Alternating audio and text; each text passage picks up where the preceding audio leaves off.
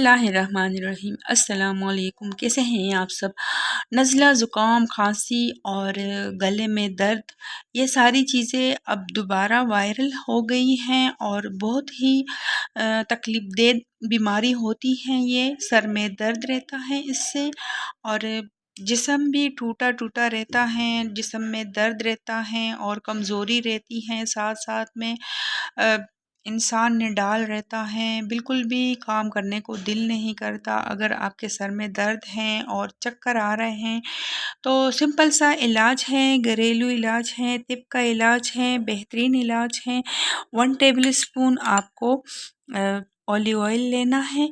ये रात के खाने के बाद लेना है और इसके बाद आपको कुछ नहीं खाना है, ना पीना है और सो जाना है।